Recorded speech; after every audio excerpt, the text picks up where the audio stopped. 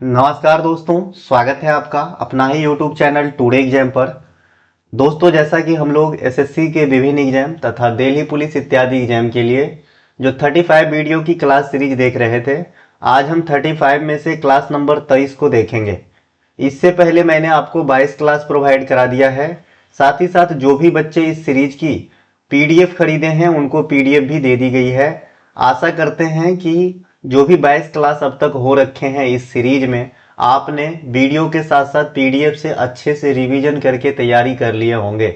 मैं आपको यकीन दिलाना चाहता हूं, अगर आपने हमारी टॉपर्स चॉइस का 50% भी पढ़ा है और ये सीरीज को अच्छे से कर लिए, करंट वाली जो अभी आप सीरीज देख रहे हैं, तो आपको 2025 में इंडिया के अंदर एसएससी के विभिन्न एग्जाम तथा दिल्ली पुलिस इत्यादि एग्जाम में कोई भी दिक्कत नहीं होगी। आप आराम से 85% तक जीके जीएस में मार्क ला सकते हैं। ये कोई हवाबाजी नहीं है, जैसा कि आप भी जानते हैं मैं हवाबाजी बिल्कुल नहीं करता हूं। जितना ही बोलूंगा शुद्ध और सत्य बोलूंगा। तो आप लोग आंख मूंद कर पढ़िए और एग्जाम दे करके आइए, और इसी ट्रिक को फॉलो करते हुए आज आपको पता होनी चाहिए मेरी 337 सिलेक्शन है। 337वां सिलेक्शन का जो इंफॉर्मेशन है मैंने आपको परसों टेलीग्राम पे दिखाया था। ये सीरीज जो है पहले ही समाप्त हो गई होती, लेकिन कुछ ऐसी घटना घट गई, जैसा कि आपको पता ही होगा, है ना, जो मेरे लिए आसानीय है और ये सदा आसानीय ही रहेगा, है ना। तो इस वजह से जो है थोड़ा सा डिले हो गई है ये सीरीज, लेकिन जो भी क्लास है मैं कंटिन्यू करके इसे समाप्त कर दूंगा। चलिए शुरू करते हैं आज का ये क्लास। हमारा कोई सा भी कंटेंट चाहिए, इस मोबाइल नंबर पे आप व्हाट्सएप मैसेज के थ्रू कंटेंट को बाय कर सकते हैं एक छोटी सी फी अदा करके, या फिर डिस्क्रिप्शन में दिए गए लिंक का भी प्रयोग कर सकते हैं। लिंक क्लिक करेंगे, डायरेक्ट आप व्हाट्सएप पे पहुंच जाएंगे, वहां से बात करके आप कंटेंट बाय कर सकते हैं। चलिए शुरू करते हैं पहले प्रश्नों के साथ। शुरू से अंत तक जरूर बने रहिएगा, और जो आपका लेटेस्ट एग्जाम वेंडर है उनके पैटर्न के अनुसार ही पढ़ाता हूं, है ना। वो टीसीएस वाली जमाना गई कि भाई किस राज्य का नृत्य है, इतना से काम चल जाता है। आज तो ये पूछा जाता है कि इस नृत्य में कौन से जाति भाग लेते हैं, किस चीज का प्रयोग किया जाता है, कितने दिनों तक चलती है ना। तो ये सभी बात आप हमारे क्लास में देखेंगे। राष्ट्रीय तथा अंतर्राष्ट्रीय बंदरगाह के संदर्भ में निम्नलिखित को पढ़िए और उत्तर दीजिए। जो भी नेशनल बंदरगाह है या फिर इंटरनेशनल बंदरगाह है, उनके संदर्भ में आपको जो है स्टेटमेंट को पढ़ना है और आंसर करना है। पहला स्टेटमेंट है कि चाबहार बंदरगाह जो ईरान में है, इस समय भारतीय संचालन स्थापित होने से भारत को अफगानिस्तान और मध्य एशिया में व्यापार के लिए वैकल्पिक मार्ग प्रदान करते हैं। जो स्टेटमेंट होती है वो अपने आप में क्वेश्चन आंसर दोनों होते हैं, इसीलिए स्टेटमेंट को स्किप ना करें कि डायरेक्ट आंसर तक पहुंचना है। स्टेटमेंट को अच्छे से पढ़ना है। देखिए, इस स्टेटमेंट में भी कई सारे चीजों का आंसर छुपा हुआ है। चाबहार बंदरगाह कहाँ है, तो ईरान में है, और इस पर आंशिक रूप से, याद रखिएगा, पार्सली रूप से है। यहाँ पे जो है पूर्णतः भारतीय कब्जा नहीं है कि भाई भारत ही संचालित करते हैं इस बंदरगाह को, ऐसा नहीं है। एक्चुअली जो चाबहार बंदरगाह है ये दो भाग में है ना। तो एक भाग का संचालन भारत को सौंपा गया है 10 वर्षों के लिए, और दूसरे भाग का संचालन एज इट इज जो प्रॉपर उनका मालिक है ईरान करता है।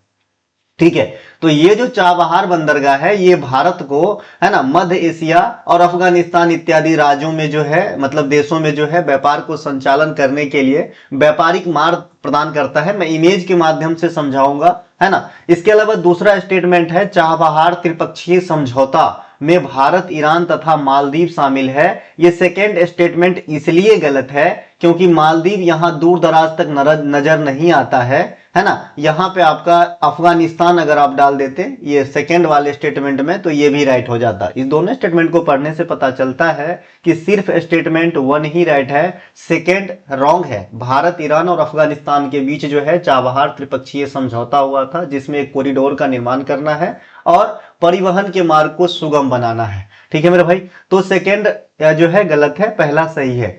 अभी जो मैंने कहा कि मैं आपको एग्जाम इमेज के माध्यम से समझाऊंगा कि किस प्रकार से चाबहार बंदरगाह मध्य एशियाई कंट्री में भारत को बिजनेस करने के लिए एक वैकल्पिक मार्ग प्रदान करता है। आप यहाँ पे हमारा भारत का नक्शा देख सकते हैं।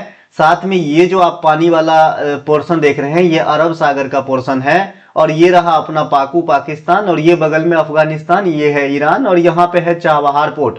ये जो काला काला धब्बा देख रहे हैं आप, ये जो है मतलब पोर्ट की रास्ता है, यहां से सीधे मुंबई JNPT या फिर नावा सेवा से, यहाँ से जो है आप चाबहार पोर्ट जाएंगे और बीच में ये पाकिस्तान को दरकिनार करते हुए भी अन्य मध्य एशियाई देश में जो है भारत व्यापार कर सकता है। पहले क्या होता था, इस पोर्ट पर जब भारत का है ना रख रखाव नहीं था या फिर संचालन करने की अनुमति नहीं थी, तो फिर जो है बिजनेस कैसा होता था, यहाँ से ग्वादर, फिर ये पाकिस्तान, फिर अफगानिस्तान या फिर अन्य कंट्री में। ठीक है मेरे भाई। तो ये यहाँ पे जो भारत का जब लीज मिल जाता है, यहाँ पे जब भारत के द्वारा संचालन किया जाता है इस बंदरगाह को, तो बिना पाकिस्तान में प्रवेश किए हुए आप मध्य एशियाई कंट्री में व्यापार कर सकते हैं। आपका मतलब यहाँ पे इंडिया से है। ठीक है मेरे भाई, आई होप आप समझ गए होंगे कि किस प्रकार से ये चाबहार बंदरगाह हमारे लिए इंपोर्टेंसी रखती है ना। जैसा कि आपको पता होगा कि हमारा जो है हमेशा तनाव रहता है पाकिस्तान के साथ, तो ये एक अच्छा विकल्प है कि भाई इनको पूछेंगे भी नहीं और व्यापार भी संचालन सुगम ढंग से हो रहा है। अब यहाँ पे चाबहार ईरान का एकमात्र समुद्री बंदरगाह है। समुद्री बंदरगाह, बंदरगाह नदी के ऊपर भी हो सकता है, जो बच्चे सिर्फ समुद्र के ऊपर जानते हैं उनको बता दूं। यह मकरान तट और सिस्तान एवं बलूचिस्तान प्रांत में ओमान की खाड़ी में स्थित है। कल हो के अगर आपसे पूछे कि भाई ये जो चाबहार बंदरगाह है, चलो ईरान बहुत दिन से हो गया भाई, ईरान बहुत बार एग्जाम में आ चुका, तो भाई अब ईरान ना पूछ के इसकी जो भौगोलिक स्थिति है सी या फिर रिवर वगैरह, तो उसके हिसाब से पूछे तो क्या बताओगे, बंगाल की खाड़ी, अरब सागर, हिंद महासागर या ओमान की खाड़ी? क्योंकि पार्ट हिंद महासागर की है लेकिन ओमान की खाड़ी यहाँ पे सर्वश्रेष्ठ आंसर होगा। ठीक है भाई। भारत और ईरान ने चाबहार बंदरगाह के संचालन के लिए 10 वर्ष के जो है अनुबंध पर हस्ताक्षर किए थे, यानी भारत का जो है यहाँ पे 10 वर्ष तक जो है संचालन करने की अनुमति है। बाद में एक्सटेंड वगैरह होते रहते हैं। इसके अलावा नोट यहां पर करके मैं एक चीज लिखा हूं, चाबहार त्रिपक्षीय समझौता। त्रिपक्षीय मतलब 3 आदमी के बीच में होगा। जैसे त्रिकोणीय श्रृंखला का नाम आपने सुना होगा, क्रिकेट में होता है, जिसमें 3 कंट्री पार्टिसिपेट करते हैं, या फिर घरेलू लीग है तो 3 राज्य के जो है क्रिकेट के टीम उसमें भाग लेते हैं। वैसे ही जो चाबहार त्रिपक्षीय समझौता है, इसमें आपके भारत, ईरान और साथ में अफगानिस्तान शामिल है। इस समझौते के द्वारा अंतर्राष्ट्रीय परिवहन गलियारे के माध्यम से तीनों देशों के बीच जो परिवहन की आवाजाही है उनको सुगम बनाना है, ताकि बिजनेस व्यापार जो है सुचारू ढंग से चल सके। एक इसी प्रकार का बंदरगाह है अंतर्राष्ट्रीय, लेकिन इस पे भी भारत का जो है ऑपरेट करने का अधिकार रखता है, ये है सितवे बंदरगाह। और आपको पता होना चाहिए कि ये चाबहार बंदरगाह के बाद भारत का 2nd नंबर का बंदरगाह है जिसपे भारत ने जो है संचालन का अधिकार रखा है। ठीक है। ये सितवे पोर्ट जो है ये म्यांमार में है और ये किसी समुद्र पे नहीं, ये कालादान नदी के ऊपर है। ध्यान रखिए, ये कालादान नदी के ऊपर है। आपसे क्वेश्चन और पूछा जाता है, नदी आ गई है तो बता दूं, आपसे पूछा जाता है म्यांमार की सबसे बड़ी नदी, तो आप कहते हो इरावदी नदी। यहीं पर ही आपसे श्रीलंका की भी सबसे लंबी नदी पूछी जाती है, तो महावेलु या महावेली गंगा नदी होती है श्रीलंका की सबसे बड़ी नदी। ठीक है।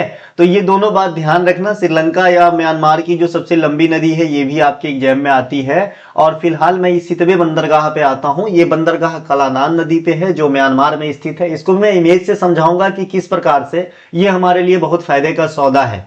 इस बंदरगाह पर संपूर्ण संचालन का अधिकार वर्तमान समय में भारत के पास है। चूंकि देखिए वहां पर भी कई बार जो है सत्ता पलट जैसी व्यवस्था हो चुकी है म्यांमार के अंदर भी, है ना। तो इस बंदरगाह पे जो है पार्शियली अधिकार नहीं रखता है इंडिया, यहाँ पे टोटली 100% ऑपरेशन का अधिकार रखता है। लेकिन जो इससे पहले आपने चाबहार बंदरगाह देखा था, मैंने शुरू में ही बताया था, वहां पे पार्शियली अधिकार रखता है संचालन का। ठीक है। इसके संचालन भारत के पास होने से बांग्लादेश को दरकिनार करते हुए, है ना, चाबहार बंदरगाह के संचालन अपने अधिकार में होने से हम पाकिस्तान को दरकिनार कर रहे थे व्यापार करने के लिए।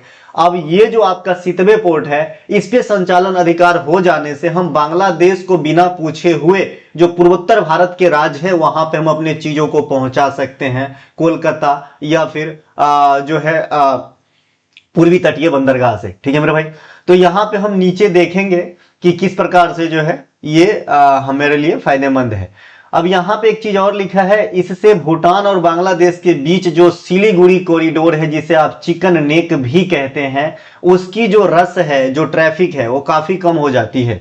अब ये चिकन नेक कहाँ है इस इमेज में, पहले ये दिखा दूं तो आपको ज्यादा समझ में आएगा। देखिए ये जो हल्का पीला कलर का है, ये जहां पे मेरी अभी पेन चल रही है, ये सब भारत का पोर्शन है इस मैप के अंदर, और ये वाली जो पोर्शन है ये उत्तर पूर्वी स्टेट है, ठीक है, और ये जो है संपूर्ण भारत के निचला हिस्सा है ना। तो ये वाला जो आपको एक रास्ता यहां पे दिख रहा होगा, इसे ही चिकन नेक कहा गया है या फिर सिलीगुड़ी कॉरिडोर कहा जाता है, जो भूटान और बांग्लादेश के बीच से गुजरता है। देखिए ये व्हाइट वाला पोर्शन जो है ये बांग्लादेश है, और ये ऊपर की तरफ आपको एक व्हाइट वाला देश की कंट्री की मैप दिख रहा होगा, वो भूटान है। इसके बीच से जो एक रास्ता गया है, इसे चिकन नेक या फिर सिलीगुड़ी कॉरिडोर कहा जाता है। तो जब तक हमारा इस सीतवे पोर्ट पे अधिकार नहीं था, तब तक हम इसी रास्ते से अपने कार्गो कंटेनर या फिर जो भी माल वगैरह है पूर्वोत्तर में भेजना है, तो यहीं से भेजता था। इट मीन्स यहाँ पे रस काफी ज्यादा होता होगा। लेकिन अब हमारा इस बंदरगाह पे संचालन अधिकार हो गया है, तो ये जो रूट है ये मात्र 539 किलोमीटर का रूट है कलकत्ता बंदरगाह से। यहां से हम सितवे पहुंचते हैं, फिर हम इस रास्ते से पूर्वोत्तर भारत में एंट्री करके बहुत कम समय में, यानी 12 से 14 घंटे में, एक पोर्ट का एवरेज आप रख लो 50-40 किलोमीटर पर घंटा ही, तो आप जो है सामान को पहुंचा सकते हो। तो ये भी हमारे लिए जो है बहुत ही इंपॉर्टेंट ऑपरेशन है इस बंदरगाह का। तो अगर आपसे पूछे सितवे बंदरगाह कहाँ है, तो म्यांमार में है।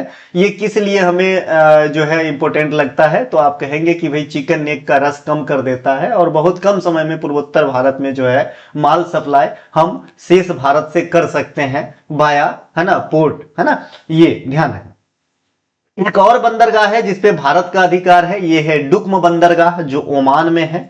यह भारतीय रणनीतिक पहुंच है। यहां पे जो है संचालन का वैसा अधिकार नहीं है जैसा आपने अन्य दो बंदरगाह में ऊपर पढ़ा है, चाबहार और सितवे पर। यहां पे सिर्फ इतना अधिकार है भारत को कि जो भी उनके, है ना, आर्म फोर्सेस के जो भी जहाज वगैरह हैं, उनको रख रखाव किया जा सकता है, उनके खाली जगह का इस्तेमाल किया जा सकता है, और मरम्मत इत्यादि कार्य के लिए जो है एक रूम दिया है, बस, और कुछ नहीं। ठीक है, तो ये तीनों बंदरगाह किस कंट्री में है, ये ध्यान रखिए, क्यों हमारे लिए जरूरी है। आशा करते हैं कि इमेज के माध्यम से आपके दिमाग में यह बात जरूर छप गया होगा।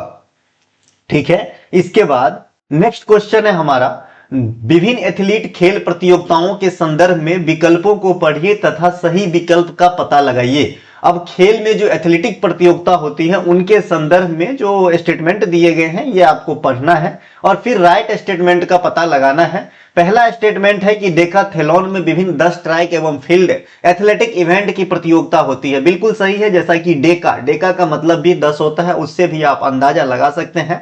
तो इसमें 10 विभिन्न एथलेटिक प्रतियोगिता या इवेंट होते हैं, जिसमें कुछ ट्रैक के माध्यम से और कुछ फील्ड के माध्यम से संपन्न कराए जाते हैं। तो ये पहला स्टेटमेंट आपका सही है। मैं स्टेटमेंट के साथ ही जिसका जस्टिफिकेशन भी देता चलता हूं, ताकि आपको जगह पे ही चीज याद हो जाए। डेकाथलॉन जैसा कि आज मौजूद है वर्तमान समय में, इसे 1912 के स्टॉकहोम ओलंपिक में जो है शामिल किया गया था। तो ये भी अपने आप में जो है सही है। तीसरा स्टेटमेंट है, डेकाथलॉन लगातार 2 दिनों तक चलने वाली प्रतियोगिता है। यहां तक तो कोई इशू नहीं है, बिल्कुल सही है, जिसमें महिला और पुरुष समान रूप से भाग लेते हैं। ये लास्ट वाले जो कॉमा के बाद का स्टेटमेंट को जो हमने बढ़ा के लिखा है, इसके कारण यह गलत हो गई है। क्यों? क्योंकि आपको पता होना चाहिए कि जो डेकाथलॉन खेल है, इसमें सिर्फ मेल एथलीट ही भाग लेते हैं। फीमेल के लिए इस प्रकार का पेंटाथलॉन है या फिर हेप्टाथलॉन है, ठीक है मेरे भाई, लेकिन डेकाथलॉन नहीं है। तो इसीलिए जो स्टेटमेंट सी है ये आपका बिल्कुल गलत है। स्टेटमेंट डी है या विकल्प डी है, हेप्टाथलॉन पेंटाथलॉन की संशोधित रूप है, जिसमें 7 इवेंट होता है। क्या हुआ कि भाई पहले डेकाथलॉन की जगह जो पुरुष के लिए है, तो भाई महिला के लिए भी कुछ इस प्रकार की जो है एथलेटिक इवेंट का ऑर्गेनाइज किया जाए, तो पेंटाथलॉन आया। पेंटाथलॉन नाम से स्पष्ट है, पेंटा का मतलब 5 होता है, तो इसमें 5 एथलीट को जो है एथलेटिक्स गेम को रखा गया था। बाद में इसे कन्वर्ट करके या संशोधित करके 2 नए और इवेंट को जोड़ के आजकल महिलाओं के लिए हेप्टाथलॉन की जो है व्यवस्था की गई है, और पुरुष के लिए डेकाथलॉन की। आई होप आप ये चारों ऑप्शन को अच्छे से समझ लिया है कि क्यों गलत है, क्यों सही है, क्या होता है। ठीक है मेरे भाई, तो बताने की जरूरत नहीं है। तो यहाँ पे ए बी और डी सही है, सी गलत है। ठीक है भाई। इसके बाद आते हैं हम अन्य इनसे जुड़े बिंदु पे। अब मैं जितने भी इसमें एथलेटिक वाले खेल होते हैं उनके पॉइंट को जानेंगे, पैमाना को जानेंगे। किसी को जाना है क्लास छोड़ के तो अभी चला जाओ, क्योंकि बाद में पढ़ने की आदत हो जाएगी तो नौकरी लग सकता है गलती से। ठीक है, टाइम पास करने आए हो तो नौकरी की तुम्हें क्या जरूरत है, जा सकते हो, और अगर चाहिए तो भाई टाइम देना होगा। ठीक है। डेकाथलॉन में विभिन्न 10 ट्रैक एवं फील्ड एथलेटिक इवेंट की प्रतियोगिता होती है। ट्रैक मतलब जो ट्रैक पे होती है, फील्ड मतलब जो एक पर्टिकुलर जगह पे होती है। ठीक है। एथलेटिक इवेंट की प्रतियोगिता होती है। डेकाथलॉन में सिर्फ पुरुष एथलीट भी भाग लेते हैं। फर्स्ट दिन में 5 इवेंट और सेकेंड दिन यानी उसके नेक्स्ट दिन 5 इवेंट कराया जाता है। इट मींस यह लगातार 2 डेज तक चलने वाली खेल इवेंट प्रतियोगिता है। ठीक है मेरे भाई। इसके अलावा नीचे आते हैं, ये देखिए जो डेकाथलॉन में कौन कौन से खेल होते हैं। और आजकल जमाना एडवांस हो गया है, तो आपसे आने वाले समय में वो बहुत बड़ी बात नहीं होगी कि आपसे पूछा जाएगा कि भाई डेकाथलॉन और हेप्टाथलॉन में कौन से खेल जो है मतलब अंतर रहता है या फिर नहीं पाए जाते हैं, दोनों में कॉमन होते हैं या नहीं होते हैं, कुछ भी। तो भाई दोनों की अगर पूरा खेल आपको पता है तो आप आराम से आंसर कर पाओगे। देखिए इस इमेज में जो हरा कलर से नंबरिंग किया हुआ है, ये पहले दिन ऑर्गेनाइज करवाया जाता है डेकाथलॉन इवेंट में। यानी पहले दिन 100 मीटर की रेस कराई जाती है, शॉर्ट पुट कराई जाती है, हाई जंप, लॉन्ग जंप और 400 मीटर की दूरी की जो रेस है ये कराई जाती है। दूसरे दिन पॉल वोल्ट, जिसे आप जो है क्या है लॉन्ग जंप कह सकते हैं। इसके अलावा 1500 मीटर की दूरी जेवलिन थ्रो यानी भाला फेंक, डिस्कस थ्रो, ये दूसरे दिन, या फिर 110 मीटर जो हर्डल रेस होती है ये दूसरे दिन कराई जाती है। ये 10 खेल को अपने ध्यान में रखें। यहां पे मैं आपको अंतर विभेद कर दूं, जो महिला वाला हेप्टाथलॉन होते हैं उसमें कुछ खेल नहीं होते हैं, कुछ खेल नहीं होते हैं।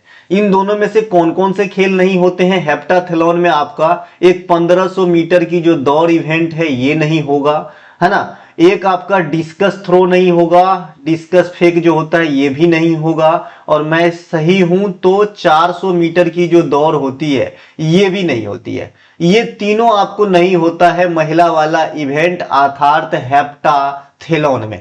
इसमें 7 होते हैं अर्थात ये तीनों नहीं होते हैं। डेकाथलॉन में ये 10 गेम होते हैं। आई होप आप दोनों को अंतर भी अब कर पाएंगे कि कौन से गेम किसमें होता है किसमें नहीं होता है। ये हमारे टॉपर्स चॉइस का जो है इमेज है, जैसा कि मैंने शुरुआत में कहा था इसका 50% भी पढ़ लिया, और ये जो वर्तमान सीरीज है इनके सभी क्लास पढ़ लिए, है ना। और मैं एक छोटा सा टॉपिक बैच भी देता हूं जो बहुत शॉर्ट में और बहुत किफायती ढंग से लिखा गया है, उसको आप पढ़ लेंगे तो आपके एग्जाम में पूरे साल भर कोई दिक्कत नहीं होगी और आप पास होके साहब बन जाओगे। देखिए तो यहाँ पे हेप्टाथलॉन में जो 7 इवेंट होता है इसको मैंने अलग अलग लिखा है, चूंकि मैंने आपको इमेज से ही समझा दिया था। जो डेकाथलॉन में होता है वही हेप्टाथलॉन में होता है, एक्सेप्ट 400 मीटर, है ना, 1500 मीटर दौड़ और एक क्या था भैया डिस्कस, है ना। ये तीनों खेल हेप्टाथलॉन में नहीं देखेंगे आप, बाद बाकी सभी देखेंगे। अब हर्डल रेस से जो आपके पैमाना पूछा जाता है आपके एग्जाम में उसके बारे में देखेंगे। हर्डल रेस या बाधा दौड़ हिंदी में महिलाओं के लिए 100 मीटर वाली होती है और 400 मीटर वाली होती है, वहीं पुरुष के लिए 110 मीटर वाली होती है और 400 मीटर वाली होती है। इस पार्टिकुलर पॉइंट को पढ़ने से आपको क्या पता होना चाहिए सर, कि जो हर्डल रेस होती है ये 400 मीटर वाली कॉमन होती है, यानी मेल भी इसमें भाग लेते हैं और फीमेल भी भाग लेते हैं, दोनों के लिए ये कैटेगरी है। लेकिन जो 100 मीटर है और 110 मीटर है ये 100 मीटर सिर्फ फीमेल के लिए है और जो 110 मीटर है ये सिर्फ मेल के लिए। इतनी बात साफ हो जाती है। अब आइए इससे जो पैमाना पूछा जाता है कि जो महिलाओं की हर्डल रेस होती है यह बाधा दौड़ होती है 100 मीटर कैटेगरी वाले और 400 मीटर कैटेगरी वाले, तो उसमें जो हर्डल होती है उसकी ऊंचाई कितनी होती है, हाइट कितनी होती है। आपने बहुत बार टीवी वगैरह में देखा होगा इस खेल को। इसमें क्या होता है कि भाई एक तो दौड़ होता है कि भाई पार्टिकुलर प्लेन पे दौड़ना है, आपको रास्ते में कोई रुकावट नहीं होती है। लेकिन जो हर्डल रेस होते हैं इसमें एक समान अंतराल पे ऐसा कुछ रुकावट दिया रहता है जिसको आपको कूदना होता है, आपने टेम्पल रन वाला गेम खेला होगा, ये सेम वैसा ही होता है। टेम्पल रन एक गेम आता था जब मोबाइल एंड्रॉयड नया नया बाजार में पिकअप पकड़ा था, तब बहुत खेला करते थे लोग। आजकल टेम्पल रन नहीं खेलते हैं, आजकल ड्रीम 11 और क्या क्या खेलते हैं। ठीक है भाई। तो महिलाओं की बाधा जो है, बाधा दौड़ में जो हर्डल की ऊंचाई होती है, ये होती है आपके 83.8 सेंटीमीटर या फिर 0.838 मीटर में अगर इसको कन्वर्ट करें। और 400 मीटर में जो हर्डल की ऊंचाई होती है, महिला कैटेगरी के लिए बता रहा हूं, तो उसमें 0.762 मीटर होते हैं। ठीक है मेरे भाई। अब महिलाओं की 100 मीटर बाधा दौड़ में कुल बाधाओं की संख्या यानी हर्डल की जो संख्या होती है वो कितने होंगे? 10 होंगे। यहां से अच्छा खासा क्वेश्चन आपके एग्जाम में बनता है, और जो 100 में से 90 प्लस लाने वाले बच्चे हैं वो भी गलती करके आ जाते हैं। ठीक है, क्योंकि इन तीनों को सही तरीके से याद नहीं रख पाते हैं और वहां पे जाके जो है अपना सत्यानाश कर लेते हैं। तो आपको ऐसा नहीं करना है, क्योंकि आप स्पेशल हो, आप भीड़ भाड़ से हटके टुडे एग्जाम पे पढ़ रहे हो जो सिर्फ काम की बात करता है। अच्छा लगे तो लाइक करना, नहीं अच्छा लगे तो डिसलाइक भी कर सकते। देखो, महिलाओं की जो 100 मीटर की दौड़ है, 100 मीटर की दौड़ है, इससे आपको तो पता चल ही गया होगा कि टोटल लेंथ कितनी कवर करनी है दौड़ के, तो 100 मीटर कवर करनी है भैया। ठीक है, अब ये 100 मीटर में 10 हर्डल है, तो क्या 10-10 मीटर पे होते हैं? जी नहीं। देखिए ऐसा होता है, मान लीजिए ये एक लाइन है जो 100 मीटर की है, ये लाइन है 100 मीटर की है, ये आपके स्टार्टिंग बिंदु है। गन को जो है ऐसे हवा में फायर किया जाता है ना, एक इंडिकेशन के लिए होता है और आदमी दौड़ना स्टार्ट करता है। ये महिला की बात है तो यहां मैं महिला कहूंगा। तो जो स्टार्टिंग बिंदु से पहला हर्डल होता है या पहला बाधा होता है, ये आपके 13 मीटर की दूरी पे होती है ना। ये कितने दूरी पे होती है? 13 मीटर की दूरी पे होती है। अब विभिन्न जो हर्डल होंगे, 10 हर्डल है ना, तो 9 हर्डल और होंगे, और प्रत्येक हर्डल के बीच की दूरी जो है ये आपका हो जाता है मेरे बंधु 8.5 मीटर।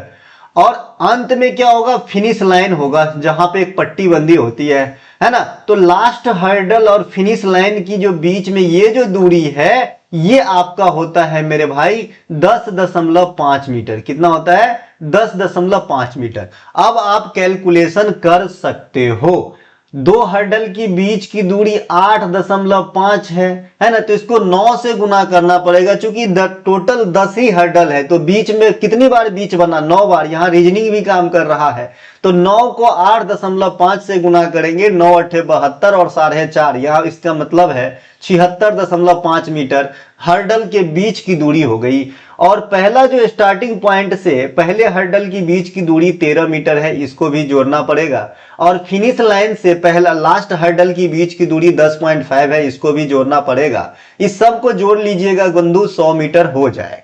ठीक है, अब महिला वाले से जेंट्स वाले में क्या फर्क है? जैसा कि मैंने अभी आपसे कहा कि भाई जेंट्स वाला जो हर्डल रेस है वो 110 मीटर कैटेगरी की आती है, 100 मीटर की आती ही नहीं है। इट मींस उसकी जो पूरे दौड़ की मतलब दूरी होगी, पैरामीटर कह सकते हैं, लेंथ कह सकते हैं, वो 110 मीटर की होगी। तो यहाँ पे थोड़ी सी फर्क देखने को आपको मिलेगा। आइए नीचे पॉइंट में समझाऊंगा, नहीं तो यहाँ कंफ्यूज हो जाएगा। आई होप ये लाइन आपको अच्छे से समझ में आया। पहले जो पहला हर्डल और स्टार्टिंग पॉइंट के बीच की दूरी है वो 13 मीटर है, फिनिश लाइन और अंतिम हर्डल के बीच की दूरी 10.5 है, और 2 हर्डल के बीच की दूरी 8.5 है। चूंकि 9 बार हर्डल की बीच की दूरी काउंट करनी होगी तो 76.5 होगा, 13 और 10.5 होगा, सबको जोड़ देंगे आपका 100 हो जाएगा। पुरुषों की बाधा दौड़ 110 मीटर की कैटेगरी के लिए जो हर्डल की ऊंचाई है, जो बाधा की ऊंचाई है, ये 1.067 मीटर है, और 400 मीटर वाले में 0.914 मीटर होती है। ये जो मानक है, ये जो पैमाना है, ये आप जरूर याद रखिए। मैं हमेशा कोई भी खेल वाला चीज पढ़ाता हूं तो पैमाना पे विशेष फोकस करता हूं,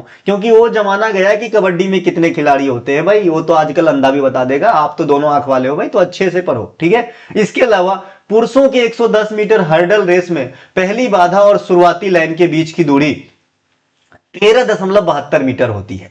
अब देखिए यहां पे थोड़ा सा मैं अंतर कर दूं तो आपको याद फटाफट हो जाएगा। ये 13 मीटर होता था महिला वाले में, बाकी 9 बाधाओं की बीच की दूरी 9.14 मीटर होती है। ये होता था 8.5 मीटर महिला वाले में जो 100 मीटर की होती है। और ये अंतिम बाधा और फिनिक्स लाइन के बीच की दूरी 14.02 मीटर है, वहां पे 13.5 मीटर होता था। अब कैलकुलेशन कर लीजिएगा, सेम वही है। 13.72 को जोड़ना है, 9.14 इंटू 9 करना है और 14.02 को जोड़ना है। इन सबको जोड़िएगा कैलकुलेशन करके 110 मीटर डिट्टो हो जाएगा। अगला है, अब यहां जो हर्डल रेस है इसमें नेशनल रिकॉर्ड किसके नाम है वर्तमान समय में? बहुत सारे रिकॉर्ड 24-25 में टूट गए, तो मैं आपको यहां पे बताऊंगा। और ये सब क्वेश्चन जो कंटेंट नहीं लोगे वो जरूर लिख लेना, क्योंकि जो कंटेंट लोगे उनको तो मैं लिखा लिखाया परोसूंगा जी, तो आपको सिर्फ रिवीजन करना है। देखिए, तेजस सिरसे ने पुरुषों की 110 मीटर बाधा दौड़ में 13.41 सेकेंड के समय के साथ राष्ट्रीय रिकॉर्ड बनाया है। तो अगर आपसे पूछे कि भाई पुरुष वाली 110 मीटर हर्डल रेस में वर्तमान समय में नेशनल रिकॉर्ड किसके पास है, तो मई 2024 में यह कारनामा तेजस सिरसे नामक आदमी ने किया है। तो ये ध्यान रखना।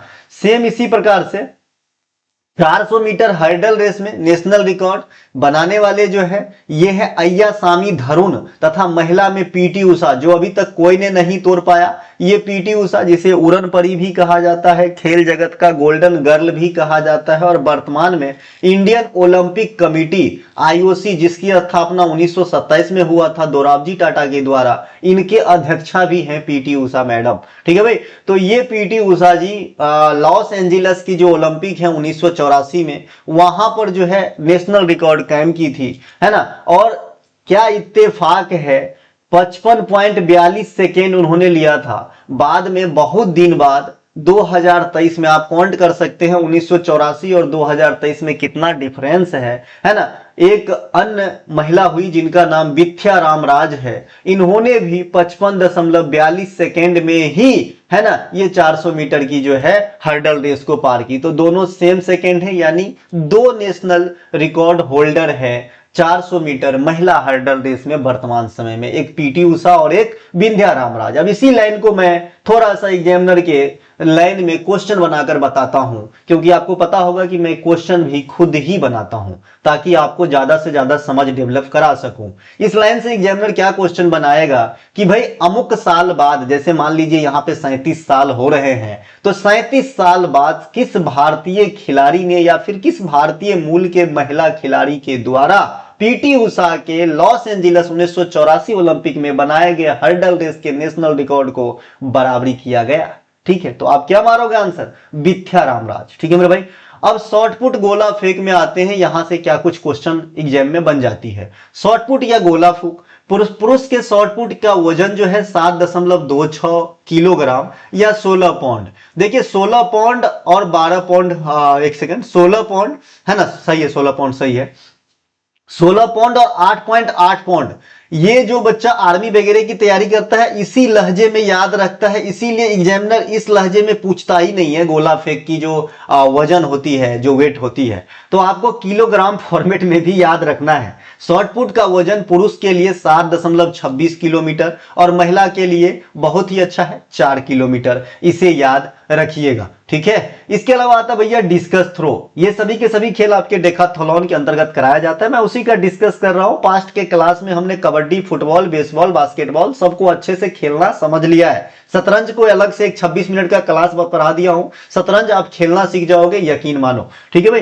तो सभी खेल को भी, मैं किसी चीज को छोड़ना नहीं चाहूंगा, धीरे धीरे ही सही मेरा क्लास क्रैश कोर्स के जैसा होता है। मैं वो टीचर तो हूं नहीं कि मैं भाई एक एक सब्जेक्ट पढ़ाऊंगा, पंचवर्षीय योजना के तहत इतनी मोटी गाइड हो जाएगी आपकी और पता चले कि पूरे गाइड से एक क्वेश्चन आया, तो क्या मतलब है जी कपार फोड़ने की? आपने पीएचडी भी कर लिया, आपने आईआईटी भी कर लिया, बाद में आप में बैंक की क्लर्क की नौकरी करनी है, तो क्यों करना ये सब? समझ रहे हैं? तो भाई उतना ही पढ़ो जितने में नौकरी हो जाए। मैं तो यही मानता हूं और यही पहले से अपने लाइफ में भी अपनाया जब मैं नौकरी करने की तैयारी करता था, और आज जो आपको कुछ दे रहा हूं इसी रास्ते से दे रहा हूं।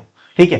तो डिस्कस थ्रो पुरुषों के लिए एक डिस्क का वजन होता है जो 2 किलो का होता है और महिला के लिए इसका आधा 1 किलो का होता है। तो भाई डिस्कस में डिस्क थ्रो का यानी चक्के का वजन आपने 2 किलो और 1 किलो याद रख लिया। यहां से भी आप दिमाग चलाए तो क्वेश्चन अलग लेवल से बनाया जा सकता है कि भाई पुरुषों के डिस्कस और महिला के डिस्कस के अनुपात कितने होते हैं, तो 2:1 होते हैं। डिस्कस का व्यास पुरुष के लिए 22 सेंटीमीटर है और महिला के लिए 18 मीटर है। अगर इसको रेडियस में कन्वर्ट कर दे तो आप आधा कर देना, 11 सेंटीमीटर और 9 सेंटीमीटर कर देना। डिस्कस को 2.5 मीटर एक सर्कल होता है, वृत्त होता है, वहां से फेंका जाता है। अगर डिस्कस फेंकते समय किसी कारण से, है ना, शरीर के एक भी टांग बाहर निकल गई या लाइन में टच हो गए तो फॉल माना जाता है। नेक्स्ट है हमारा कुछ अन्य हाल फिलहाल जो रिकॉर्ड बने नेशनल रिकॉर्ड के दृष्टिकोण से, वो मैं आपके लिए परोस रहा हूं। जो बच्चे कंटेंट नहीं लेंगे वो लिख लेना, क्योंकि इसमें नाम सहित क्वेश्चन पूछे जाएंगे। ठीक है, जो बोलता हूं ऐसा ही आज तक होता आया है और आगे भी होंगे। चाहे ABCG कोई भी एग्जाम कराए, आपके पास नॉलेज है तो डरने की कोई बात नहीं है। गुलबीर सिंह ने Gyulai Istvan Memorial Hungarian athletics grand prix, देखिए एक ग्रैंड प्रिक्स होता है ना, जो आप जनरली किसके लिए जानते हो, कार रेसिंग वगैरह के लिए जानते हो, है ना। लेकिन यहां पे ऐसा नहीं है। यहां पे देखिए हंगेरियन एथलेटिक्स ग्रैंड प्रिक्स 2025 में पुरुषों की 3000 मीटर दौड़ में इतना समय लेकर के राष्ट्रीय रिकॉर्ड दर्ज किया है। इस क्वेश्चन को ऐसे पूछा जाएगा, 3000 मीटर दौड़ में राष्ट्रीय रिकॉर्ड वर्तमान समय में किस ग्रैंड प्रिक्स में बनाया गया, ऐसा पूछा जा सकता है, या किसके नाम है। तो भाई सब चीज इसी बिंदु में है, आपको पढ़ना है, ध्यान रखना है। महिला वर्ग में यह रिकॉर्ड पारुल चौधरी के नाम है ना, पारुल चौधरी के नाम है, इन्हें ध्यान रखेंगे। इन्होंने भी 2025 में एशियाई एथलेटिक्स चैंपियनशिप के अंदर जो है ये रिकॉर्ड कायम करी है। 3000 मीटर दौड़ में सबसे कम नेशनल स्तर पे समय लिया है दौड़ को पूरा करने में। ठीक है, अभी यहाँ पे नोट करके मैंने लिखा है, जो भाई 3000 मीटर में जो पुरुष और महिला में नेशनल रिकॉर्ड धारी है ना, वही रिकॉर्ड धारी आपके 5000 मीटर में भी है, यानी गुलबीर सिंह और आपका जो है पारुल। इसके अलावा मोहम्मद अफसल ने 2025 में पोलैंड के मेमोरियल जस्लेवा साइक्लोविगी में इतने समय के साथ पुरुषों के 800 मीटर में रिकॉर्ड बनाया है। ये हमने 3000 और 5000 में पुरुष और महिला का रिकॉर्ड देख लिया, फिर हमने हर्डल रेस में रिकॉर्ड देख लिया। अब यहाँ 800 मीटर में नेशनल रिकॉर्ड वर्तमान में किसके नाम है, तो मोहम्मद अफसल। ये सब 2025 में हुआ है, करंट फॉर्मेट में पूछे जाएंगे। अनिमेश कुजूर, है ना, ये 200 मीटर में नेशनल रिकॉर्ड धारी है, ये भी 2025 में ही बनाते हैं। अनिमेश कुजूर जो है ये आपके 2025 में 100 मीटर दौड़ में भी जो है नेशनल रिकॉर्ड धारी है। और वही महिला में दूती चंद है, तो ये पुराना रिकॉर्ड है महिला का, दूती चंद का 100 मीटर में जो है सबसे कम समय लेने का। अनिमेश कुजूर अभी 2025 में ये रिकॉर्ड अपने नाम किया है, तो ध्यान रखेंगे। इसके अलावा नीरज चोपड़ा 2025, भले ही इन्होंने गोल्ड मेडल नहीं जीता है ना, लेकिन जो है एक सेकेंड, नीरज चोपड़ा, हाँ, नीरज चोपड़ा ओलंपिक में गोल्ड मेडल नहीं जीता है। इस लाइन को मैं इस प्रकार से पूरा करूंगा, जो पिछला ओलंपिक हुआ था 24 के अंदर, वहां पे नीरज चोपड़ा को सिल्वर मेडल मिला था और जो पाकिस्तान के हैं नदीम, उनको गोल्ड मिला था। भले गोल्ड ना हाल फिलहाल में लाया हो, लेकिन जो भाला फेंक का रिकॉर्ड है ये लगभग हमेशा इन्हीं के नाम रहता है नेशनल स्तर पे। इन्होंने सबसे अपने जीवन की लंबी थ्रो 90.23 मीटर की थ्रो करा है डायमंड लीग 2025 में, है ना। इसके अलावा तेजस्विनी शंकर, देखिए जिसके लास्ट में शंकर होते हैं वो काफी यशस्वी लोग होते हैं भाई, जैसे तेजस्वी शंकर हो गया, अनुष्का शंकर हो गया, रवि शंकर हो गया, उदय शंकर हो गया, कमला शंकर हो गया। ये सब जो है बड़े यशस्वी लोग हैं, बड़े बड़े काम किए। यहाँ पे तेजस्विनी शंकर है इनका नाम, ये डेकाथलॉन के जो है राष्ट्रीय रिकॉर्ड होल्डर है 2025 में। अब ये देखिए, जैसे शतरंज में आपने येलो रेटिंग का नाम सुना होगा, स्कोर सिस्टम है ना, येलो रेटिंग के साथ जीतता है खिलाड़ी, है ना, उसी प्रकार से डेकाथलॉन हो या फिर हेप्टाथलॉन हो, इसमें भी स्कोरिंग का एक अलग ही पैमाना है। मान लीजिए 3 आदमी भाला फेंक रहा है, एक 70 मीटर फेंका, एक 71 मीटर, एक 72 मीटर, तो इसमें सबसे ज्यादा इन्होंने फेंका तो इनको सबसे ज्यादा मार्क दिया जाएगा। वो डिपेंड करता है कि कहाँ का क्या सिस्टम है। तो ये स्कोर अलग मैं बता नहीं सकता कि कैसे, लेकिन जो सबसे ज्यादा अच्छा करेगा या फिर किसी चीज को दौड़ने में सबसे कम समय लगेगा उसको सबसे ज्यादा मार्क मिलता है। उस हिसाब से जोड़ जाड़ के 7826 अंकों के साथ, यानी डेकाथलॉन में 10 इवेंट होते हैं उनमें इन्होंने नेशनल रिकॉर्ड कायम किया है। तेजस्विनी शंकर, महिला में जे शोभा, ठीक है, हेप्टाथलॉन। अगला प्रश्न हमारा, भारतीय अर्थव्यवस्था के सुधार उपाय के संदर्भ में निम्नलिखित विकल्प को पढ़े तथा सही विकल्प का पता लगाएं। पहला जो स्टेटमेंट है या विकल्प है, कह रहा है कि निर्यात को बढ़ावा देने तथा विदेशी मुद्राओं को आकर्षित करने के लिए 1991 में भारतीय रुपयों का अवमूल्यन किया गया था। बिल्कुल सही है भाई, भारतीय रुपयों का कई बार अवमूल्यन किया गया था, लेकिन 1991 एक ऐसा समय था कि देश बहुत ज्यादा आर्थिक मंदी की तरफ बढ़ गया था। तो उस समय जो है अवमूल्यन सिर्फ इस उद्देश्य से किया गया था कि भाई विदेशी जो मुद्रा है उनको अट्रैक्ट किया जाए, निर्यात को बढ़ावा दिया जाए। चलो ठीक है।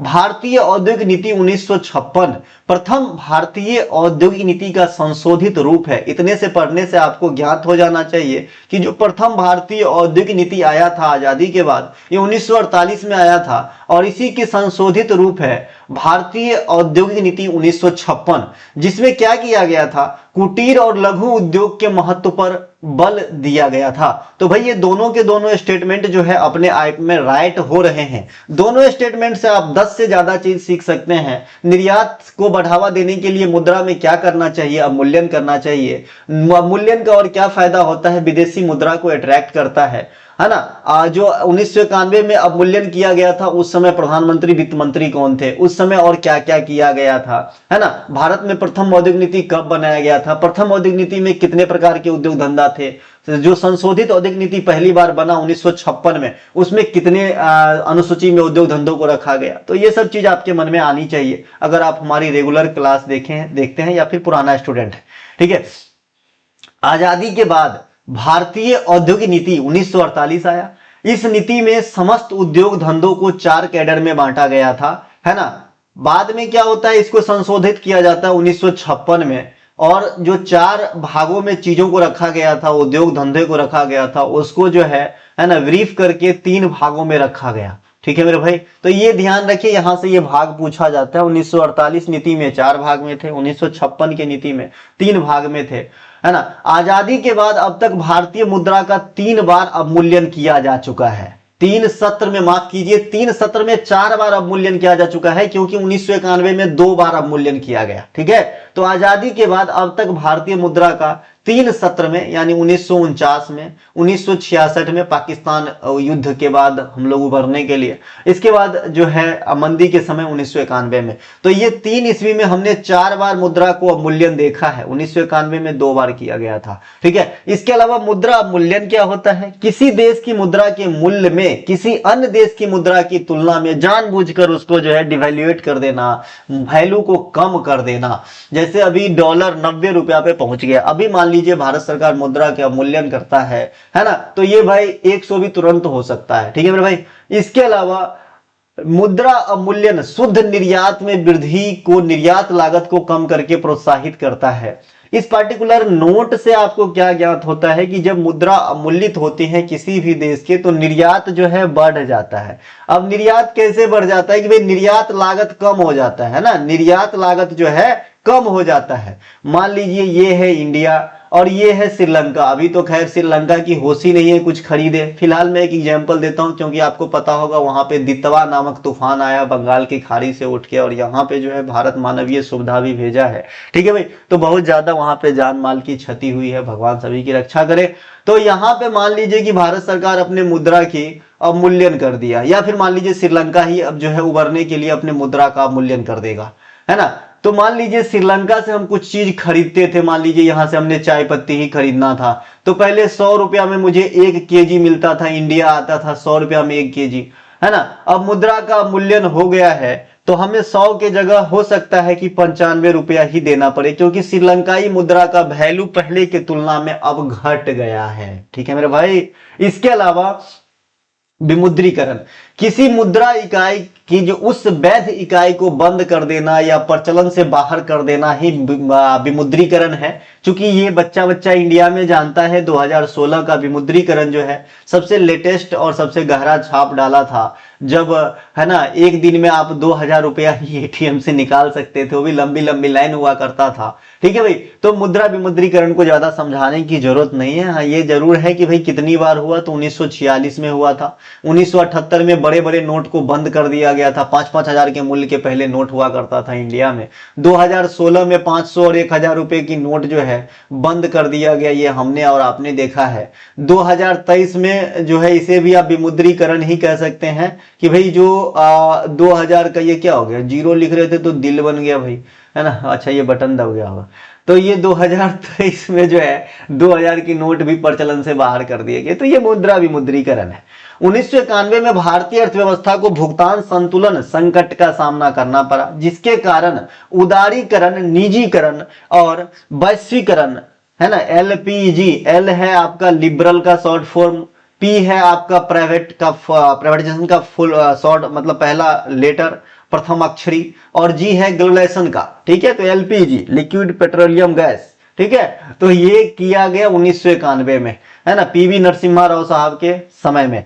सेकेंड पंचवर्षीय योजना में जर्मनी, रसिया और ब्रिटेन ने भारत को उद्योग धंधा लगाने के लिए सपोर्ट किया था। यहां से पार्टिकुलर छोटे छोटे एग्जाम में क्वेश्चन पूछे जाते हैं। जर्मनी के सहयोग से राउरकेला प्लांट लगा था आपका उड़ीसा में, रसिया के सहयोग से भिलाई लगा था, है ना, और ब्रिटेन के सहयोग से आपका दुर्गापुर लगा था, है ना। रसिया के सहयोग से बाद में बरौनी तेल शोधन कारखाना जो है बिहार के अंदर, ये भी लगाए गए थे। इन्हें भी ध्यान रखेंगे 1964 के समय में। नेक्स्ट है, एक क्वेश्चन और आपसे एग्जामिनर पूछता है कि भाई 5वीं पंचवर्षीय योजना के दौरान निम्नलिखित में से कौन सी संस्था जो है ना, वित्तीय पोषण का कार्य किया था, ठीक है। ऐसा भी एक क्वेश्चन आपके एग्जाम में बिरले पूछे जा सकते हैं, क्योंकि मुझे टेक्निकल टाइप से लग रहा है। और इसमें बच्चा क्या करेगा, है ना, जैसे RBI हो जाएगा, IDBI हो जाएगा, एक हमने यहाँ पे नाबार्ड लिख देना है, क्योंकि नाबार्ड की स्थापना 1982 में हुआ था चकमा देने के लिए, ठीक है। और मान लीजिए एक हमने यहाँ पे SBI लिख देना है, 1955 में एस्टेब्लिश हुआ था, ठीक है। तो यहाँ पे जनरली बच्चा IDBI को तो नहीं सिलेक्ट करेगा, लेकिन आपको याद होना चाहिए कि ये IDBI जो है 5वीं पंचवर्षीय योजना में उद्योग धंधा को फाइनेंशियली सपोर्ट करने में रोल अदा किया था। अगला क्वेश्चन है हमारा, और ये चुनाव को लेकर के है। करंट की सभी बात आप जानेंगे, क्योंकि ये आपके लिए इंपोर्टेंसी रखती है एग्जाम में। आप एग्जाम देने जा रहे हो तो पिछला जो चुनाव हुआ है, चूंकि लोकतंत्र का बहुत बड़ा पर्व होता है लोकसभा का चुनाव, तो वहां से क्वेश्चन आते ही आते हैं, ठीक है। 18वीं लोकसभा चुनाव 2024 के संदर्भ में निम्नलिखित कथनों को पढ़े और सही कथनों का पता लगाए। इस लोकसभा चुनाव में सबसे न्यूनतम प्रतिशत झारखंड राज्य में रहा था। यह सरासर गलत है। जहां भी न्यूनतम की बात आती है जनरली आप बिहार में ही देखोगे। ये बिहार में सबसे कम चुनावी मतदान हुआ था 2024 के लोकसभा चुनाव में। बिहार में लिटरेसी रेट भी सबसे कम है, ठीक है भाई। इसके अलावा गरीब भी सबसे ज्यादा है, ठीक है। तो ये बात भी ध्यान रखेंगे, गरीब भी सबसे ज्यादा है। इसके अलावा कथन 2, लोकसभा चुनाव 2024, इसका मतलब ये नहीं कि मैं बिहार की बुराई कर रहा हूं। मैं बिहार को कोटि कोटि नमन करता हूं, बहुत पावन धरती और मैं भी वहीं से बिलोंग करता हूं। लेकिन एक चीज दिखाने के लिए कि हमें इससे उबरना है। लोकसभा चुनाव 2024 7 चरणों में संपन्न कराए गए थे। एक एक बात को ध्यान रखना, ये 7 चरण में। जनगणना 2021 जो अभी लंबित है, ये 2 चरण में होगा। इसके अलावा जिसमें भारतीय जनता पार्टी को 240 सीट मिला था, बीजेपी को 240, है ना, बीजेपी को 240 मिला था, कांग्रेस को 99 मिला था, और तीसरा पार्टी मेरे ख्याल में सपा था, 37 मिला था, और बाद बाकी छोटे छोटे पार्टी को मिले थे। कथन 3 है, चुनाव आयोग का दिव्यांग आइकन शीतल देवी था। बिल्कुल सही है, शीतल देवी दिव्यांग आइकन था। बाद बाकी सचिन तेंदुलकर भी आइकन थे, आयुष्मान खुराना भी थे। इसके अलावा चौथा स्टेटमेंट है, 18वीं लोकसभा चुनाव का पर्व, देश का गर्व, ये रखा गया था आपका क्या टैगलाइन में। चुनी गई महिला सांसदों की संख्या 83 थी। ये गलत है जी, ये भी गलत है। तो यहां पे गलत कितने हो गए, पहला और चौथा गलत हो गया। इट मींस दूसरा और तीसरा सही हो गया, ठीक है मेरे भाई। ये टैगलाइन भी याद रखना, चरण भी याद रखना। 18वीं लोकसभा चुनाव 2024 में विभिन्न 7 चरणों में संपन्न कराए गए। इस लोकसभा की अवधि 24 से लेकर 5 साल जोड़ लेंगे। इस लोकसभा चुनाव में भारतीय जनता पार्टी को सर्वाधिक 240 सीट, सेकेंड स्थान पे 99 कांग्रेस, और थर्ड स्थान पे समाजवादी पार्टी अखिलेश यादव डिंपल यादव जी के, है ना, 37 सीट का जो है यहाँ पे प्राप्त हुआ था। और इनके पिता के नाम क्या, मुलायम सिंह यादव जी, ठीक है। तो ये इनके हैं, समाजवादी पार्टी के जो है कर्ता धर्ता हैं। वर्तमान में लोकसभा में सीटों की संख्या या फिर क्षमता कह सकते हैं कि भाई कितने जो है क्षमता है, तो 545 सीट की क्षमता है वर्तमान समय में। वैसे मैक्सिमम वैल्यू कितनी हो सकती है, कितनी क्षमता है, तो आप कहेंगे 550, लेकिन वर्तमान समय में 545 की कैपेसिटी है, लेकिन 543 सीट पे चुनाव कराए गए थे, ठीक है, जिसमें 524 सीट पे स्टेट के द्वारा, 19 सीट पे यूटी के द्वारा, ठीक है मेरे भाई, है ना, ध्यान रखना। इसके अलावा अगर आरक्षण की बात करें तो 530 प्लस 20 होती है, 20 यूटी से आ सकते हैं और 530 जो है स्टेट से आ सकती हैं, तो कम रह सकता है, ज्यादा नहीं, बिल्कुल सही है, 543 पे न हुआ है तो इसको काउंट करेंगे, 43 पक्का हो जाएगा। इसके अलावा लोकसभा में अधिकतम सीटों की संख्या 550 हो सकती है। पहले ये आंकड़ा 552 हुआ करता था, क्यों हटा मैं नीचे बताऊंगा। 530 सीट सभी राज्यों से आ सकते हैं और 20 सीट यूटी के लिए आरक्षित है या फिर यूटी से आ सकते हैं। दूसरा नोट है, राज्यसभा में अधिकतम 250 सदस्य हो सकते हैं, जिसमें 238 का तो सिलेक्शन होता है ना, 238 का सिलेक्शन होता है और 12 का राष्ट्रपति के द्वारा मनोनयन होता है। ये पद्धति जो है आयरलैंड के संविधान से लिया गया है, इन्हें भी ध्यान रखिएगा, राष्ट्रपति के द्वारा मनोनयन वाला। एक क्वेश्चन यहां से पूछता हूं कि राज्यसभा में जो चुनाव होती है वो किस देश के संविधान से प्रेरित है। मैं यहां पे कुछ ऑप्शन दे दूं, यूएसए, आयरलैंड, इसके अलावा यूएसए तो लिख ही दिया था, साउथ अफ्रीका लिख देता हूं और फिर एक इंग्लैंड लिख देता हूं, ठीक है। आप मुझे जरूर बताइएगा कि भाई राज्यसभा में जो चुनाव होते हैं इंडिया में वो किस देश के संविधान से प्रेरित है या फिर प्रेरणा लिए है, ठीक है। नेक्स्ट है हमारा पॉइंट, जनवरी 2020 में 104वां संविधान संशोधन होता है और जो लोकसभा के अंदर राष्ट्रपति साहब के द्वारा 2 एंग्लो इंडियन की नियुक्ति की प्रथा थी कि भाई हर हाल में रहना है, तो भाई ये चीज को समाप्त कर दिया गया और साथ ही जो SC ST आरक्षण सीमा है उनमें जो है इंक्रीजमेंट कर दिया गया था, बढ़ोतरी कर दिया गया था। इसके अलावा वर्तमान समय में भारत की मतदाता लिंगानुपात कितनी है। देखिए आपने लिंगानुपात को 4 तरीके से पढ़ना है, सॉरी 3 तरीके से पढ़ना है, ठीक है, नहीं 4 तरीके से पढ़ना है, सही मैं बताया था पहली बार। वर्तमान समय में भारत में मतदाता लिंगानुपात 943 है। एक लिंगानुपात आपके समग्र जनसंख्या के अनुसार जनगणना के अकॉर्डिंग याद करेंगे तो 943 है, वर्तमान में 2011 की डाटा है, क्योंकि नया डाटा तो है नहीं, तो 943 है। एक आपको बाल लिंगानुपात याद रखना है, ये बाल लिंगानुपात की जो है उम्र सीमा भी पूछा जाता है, तो 0 से 6 वर्ष बताना है। 6 वर्ष से ज्यादा हो जाएगा तो ये समग्र लिंगानुपात में आ जाता है ना। और बाल लिंगानुपात अलग कैटेगराइज करेंगे तो आप 0 से 6 वर्ष तक इसकी सीमा है। तो एक लिंगानुपात आपका समग्र होता है जनगणना के अनुसार, एक होता है जनगणना के अनुसार ही लेकिन बाल लिंगानुपात, एज फैक्टर मैंने बता दिया। एज है आपका मतदान लिंगानुपात, ठीक है, और एक लिंगानुपात किसी स्टेट में पार्टिकुलर हो सकता है, जैसे बिहार की लिंगानुपात कितनी है, ऐसे है ना। तो ये 4 तरीके से आप लिंगानुपात को पढ़ते हैं, याद रखें। नेक्स्ट पॉइंट है हमारा, 18वीं लोकसभा चुनाव में टोटल 65.79% की मतदान हुई थी। असम में सबसे ज्यादा मतदान हुआ 81.56%, हेमंत बिश्व शर्मा की सरकार है वहां पे, जबकि बिहार में सबसे कम 56.19% मतदान किए। सबसे ज्यादा नोटा जो है इंदौर में हुआ था और इंदौर जो है सबसे क्लीनेस्ट सिटी है, लगातार 7वीं बार या 8वीं बार इंडिया का, ध्यान रखो। इसके अलावा 18वीं लोकसभा चुनाव में चुनकर आए पार्टियों की कुल संख्या 41 था। एक एक बारीकी पे ध्यान रखेंगे, 41 पार्टी थे। इस लोकसभा चुनाव में चुनी गई महिला सांसद की संख्या 74 था, ध्यान रखना है। 18वीं लोकसभा चुनाव में सबसे कम उम्र के जो सांसद बने, मैंने पहले ही बता दिया था कि भाई ये पहले बता चुका हूं, ये वाली पार्टिकुलर पॉइंट जो है पुष्पेंद्र सरोज बता चुका हूं, है ना, फिर से यहां पर रिपीट कर दिया हूं, कोई दिक्कत नहीं, एक आध बात रिपीट हो जाए तो आपके लिए फायदा ही है, घाटा तो करेगा नहीं। 18वीं लोकसभा चुनाव में सबसे कम उम्र के सांसद पुष्पेंद्र सरोज हैं, ये समाजवादी पार्टी की तरफ से 25 वर्ष में। सबसे बुजुर्ग सांसद TR बालू, ये DMK के हैं साउथ के। सबसे कम उम्र के सांसद बनने वाले आदिवासी महिला प्रियंका जरकी होली, ये आदिवासी महिला है और ये सबसे कम उम्र के जो है महिला सांसद बने हैं आदिवासी कैडर में। चुनाव आयोग का राष्ट्रीय आयतन लिखा गया है, यह वॉल्यूम नहीं मापना है चुनाव आयोग का मेरे दोस्त, आइकन लिखना, आइकन है ना, आइकन लिखना, या फिर एम्बेसडर भी कह सकते। सचिन तेंदुलकर ओवरऑल। युवा में आयुष्मान खुराना को आप सभी जानते होंगे।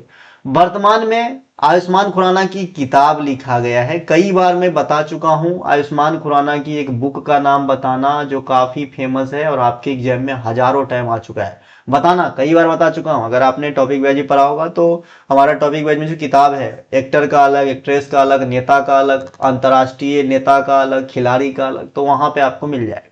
वर्तमान में भारत के मुख्य चुनाव आयुक्त ज्ञानेश कुमार हैं। ज्ञानेश कुमार शुरुआत में जो है यहाँ पे काफी गर्म माहौल रहा था जब ये मुख्य चुनाव आयुक्त बने थे। इनके अलावा देखिए सभी बच्चे इनको ही याद रखते हैं, आपको इनको तो याद रखना ही है कि भाई चुनाव आयुक्त कौन है, सॉरी मुख्य चुनाव आयुक्त कौन है। लेकिन जो 4 चुनाव आयुक्त हैं इनसे क्वेश्चन बना के एग्जामिनर देगा स्टेटमेंट के फॉर्मेट में, तो दिक्कत नहीं करना है, बना के आना है। तो ये चारों का नाम जरूर याद रखें, अजय भादु, आर के गुप्ता, उमेश सिंह और सुदीप जैन। ये 4 हैं आपका क्या जो है चुनाव आयुक्त है, और ज्ञानेश कुमार क्या है, मुख्य चुनाव आयुक्त है। उसी प्रकार से मैंने आरबीआई के अंदर भी आपको बता रखा है कि भाई गवर्नर का तो सभी याद रखते हैं, लेकिन जो डिप्टी गवर्नर हैं उनको भी आपको ध्यान रखना है। उन चारों का नाम भी मैंने बता दिया हूं, और एक जो लेटेस्ट अपॉइंट हुआ था है ना, वो तो उसका फायदा भी आपको मिल गया होगा, जो बताए थे, पूनम नाम था उनका, है ना। इनके अलावा भारत के प्रथम चुनाव आयुक्त सुकुमार सेन थे, ये ध्यान रखना, भारत के प्रथम चुनाव आयुक्त सुकुमार सेन थे, आज भी पूछे जाते हैं, ठीक है। इनके अलावा भारत के प्रथम मुख्य निर्वाचन आयुक्त बनने वाली महिला VS रमा देवी है। भारत में एकमात्र नहीं, लेकिन CGI का जो पोस्ट है ये किसी फीमेल ने आज तक होल्ड नहीं किया है। ये ध्यान रखना कि ये भी फीमेल जो है चीफ जस्टिस ऑफ इंडिया आज तक नहीं बनी है। चुनाव आयोग का निर्वाचन आयोग, चुनाव आयोग या निर्वाचन आयोग या निर्वाचन आयोग भारत सरकार कैसा निकाय है, तो संवैधानिक निकाय है। पहचानने की क्या तरीका है, जिसके लिए संविधान में है ना आर्टिकल अलॉट है, सिंपल सी बात है, या जिक्र हो तो संवैधानिक है। इसे भाग 15 में आर्टिकल 324 से लेकर 329 के बीच में रखा गया है। निर्वाचन कराने की जिम्मेवारी इन्हीं की होती है, और जो निर्वाचन आयोग होता है इनके द्वारा निर्वाचन संपन्न कराया जाता है लोकसभा का, राज्यसभा का और विधानसभा का। विधानसभा का भी चुनाव यही कराएंगे, साथ में प्रेसिडेंट और वाइस प्रेसिडेंट की भी चुनाव यही कराएंगे। तो काफी सारी जिम्मेवारी है इस संस्था पे। लेकिन गांव घर में आप जानते होंगे कि भाई मेयर का चुनाव होता है, मुखिया का चुनाव होता है, यानी ग्राम पंचायत में मुखिया का चुनाव होगा, नगर निगम नगर पालिका सब में मेयर या महापौर वगैरह की चुनाव होती है। तो ये जो चुनाव है ये उस राज्य की पार्टिकुलर निर्वाचन आयोग के द्वारा करवाया जाता है, जिसे हम स्थानीय भाषा में स्थानीय निकाय कहते हैं, ठीक है मेरे भाई। तो ये भी ध्यान रखना है। 42वां संविधान संशोधन 1976 के द्वारा लोकसभा तथा राज्य विधानसभा के कार्यकाल को बढ़ा दिया गया था। अगर आपसे पूछे कितने साल के लिए बढ़ाया गया था, तो 6 साल कर दिया गया था, 5 साल से इंक्रीज करके, ठीक है। लेकिन इसे जस्ट रिवर्ट कर लिया गया, ये ज्यादा दिन तक चला नहीं। तो इस क्वेश्चन को दूसरे लैंग्वेज में पूछा जा सकता है, अब तक भारतीय संसदीय कार्यकाल को कितनी बार बढ़ाया गया है, तो आप कहेंगे 1 बार, ठीक है। इसके अलावा नोट करके लिखा हूं, सुविधा पोर्टल तथा सी विजिल ऐप चुनाव आयोग के द्वारा जारी किया गया है। भारत के संविधान में अनुच्छेद 85.2b के अनुसार भारत के राष्ट्रपति के पास लोकसभा को भंग करने की अंतिम शक्ति है। देखिए मैंने एक चीज और रियलाइज किया है कि जो भी अच्छी सोल है इस संसार में, अच्छे आत्मा अच्छे लोग हैं, वो ज्यादा दिन तक नहीं रहते हैं। मैं कई ऐसे आत्मा को जानता हूं जो चला जाना चाहिए, क्योंकि वो है तो भी लोगों को तकलीफ है और उनको खुद को तकलीफ है, ठीक है, लेकिन वो निकल नहीं रहा है ना। यहाँ भी एक ऐसा ही है, ठीक है। इसके अलावा भारतीय वन स्थिति रिपोर्ट 2023 के अनुसार विभिन्न कथनों को पढ़े और सही कथन का पहचान करें। अब जो वन स्थिति रिपोर्ट होती है, यहाँ से तो पहले नंबर में एक क्वेश्चन पूछा जाता है कि भाई ये कितने दिनों पे जो है रिपोर्ट जारी किया जाता है, तो प्रत्येक 2 वर्ष में 1 बार, ठीक है। जनगणना प्रत्येक 10 वर्ष में 1 बार, ठीक है। ओलंपिक खेल कितने वर्ष में, प्रत्येक 4 वर्ष में 1 बार। T20 फॉर्मेट के जो वर्ल्ड कप होते हैं क्रिकेट के, 2 वर्ष में 1 बार। एशियाई गेम, ओलंपिक गेम या फिर मेन क्रिकेट वर्ल्ड कप जो होते हैं 4 वर्ष में 1 बार, है ना। एक क्वेश्चन यहां से आपसे पूछ लेता हूं, पशुधन जनगणना कितने वर्ष में 1 बार होती है? पशुधन जनगणना कितने दिनों में 1 बार होती है? पूछूंगा तो जरूर, जिनको है इंटरेस्ट जवाब देगा, जो पढ़ा होगा। अब जो नहीं पढ़ा होगा वो देखेंगे कहीं इसके अलावा यहाँ पे जो स्टेटमेंट है 18वीं वन स्थिति रिपोर्ट 2023 के अनुसार, भाई 2025 चल रही है, 23 का क्यों पढ़ा रहे हो भाई, यही रिपोर्ट लेटेस्ट है तो मैं अपने घर से लाऊं के, है ना। तो ये ध्यान रखना 23 तक के है, तो ये 25 मेरे लिए मतलब 24 में आया था दिसंबर में।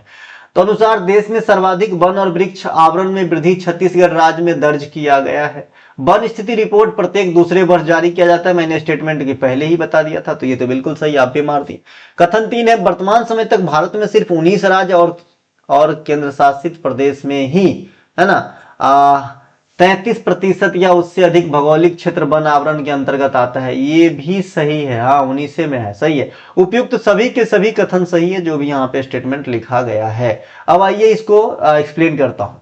दिसंबर 2024 में 18वां वन स्थिति रिपोर्ट क्रमांक क्या है, तो 18वां है ना। जलवायु परिवर्तन मंत्रालय के मंत्री भूपेंद्र यादव, अभी यही है मंत्री, वर्तमान वन अनुसंधान संस्थान देहरादून में जारी किया। यह रिपोर्ट प्रत्येक 2 साल में एक बार जारी किया जाता है। इस रिपोर्ट के अनुसार देश में कुल वनावरण का क्षेत्रफल, ये याद रखना 21.76%, इसे याद रखना कि भाई देश में वनावरण कितना है। देखिए वनावरण और वृक्षावरण में मैंने कई बार आपको जो है फर्क बता दिया है। जैसे मान लीजिए राम का घर है, श्याम का घर है, मोहन का घर है, यहाँ पे राम के घर के पास 3 पेड़ हैं, श्याम के घर के पास 1 पेड़ है, मोहन के घर के पास 5 पेड़ हैं। तो भाई ये भले अलग अलग जगह है लेकिन ये पेड़ तो है ना, तो इसे वृक्षावरण कहते हैं, इसे कहते हैं वृक्षावरण। और जो वनावरण होता है वो पार्टिकुलर एक जगह बन के जैसी होती है ना, तो वनावरण होता है, ठीक है।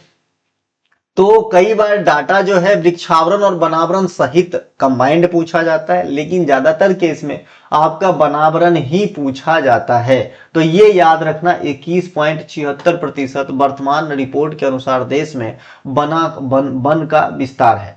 भारत वन स्थिति रिपोर्ट 2023 के अनुसार देश में सर्वाधिक वन और वृक्षावरण में वृद्धि दर्शाने वाला 3 राज्य छत्तीसगढ़, उत्तर प्रदेश और उड़ीसा है। यानी कंबाइंड रूप से वनावरण और वृक्षावरण यानी समग्र कह सकते हैं आप, चाहे कोई भी पेड़ पौधा हो, उसके हिसाब से अगर देखा जाए तो सबसे ज्यादा वृद्धि छत्तीसगढ़ राज्य दर्शाता है। दूसरे स्थान पे उत्तर प्रदेश है। ये बहुत ही अच्छी बात है कि सबसे ज्यादा पॉपुलेटेड जो स्टेट है वहां पे इस प्रकार की चीज जो है पॉजिटिव लाइन में दिख रहा है, बहुत अच्छी बात है। क्योंकि अगर इस लाइन में हम लोग नहीं चले तो जो जलवायु परिवर्तन है 10-20 साल के बाद उस स्तर पे पहुंच जाएगा जहां से रिवर्ट होना नामुमकिन हो जाएगा और मरने और जो है इसके सिवा कुछ और बचेगा नहीं, ठीक है। अभी मजा आ रहा है फिलहाल। तो एक्चुअली हम लोगों की चाहे पूरी दुनिया की ये कमी है कि हम सही से रहे, ठीक है, बाकी कैसा भी रह रहा है मुझे क्या करना है, लेकिन उनको नहीं पता है कि जो बाकी दूसरे लोग जो दुख में रह रहे हैं उस दुख का इम्पैक्ट तुम्हें भी आगे पड़ने वाला है। तुम नहीं भोगोगे, तुम्हारे बच्चे भोगेंगे,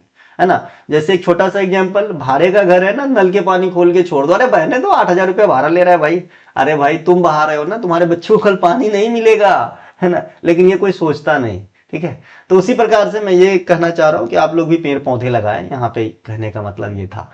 वन आवरण में सर्वाधिक वृद्धि दर्शाने वाले 3 राज्य मिजोरम, गुजरात तथा उड़ीसा है।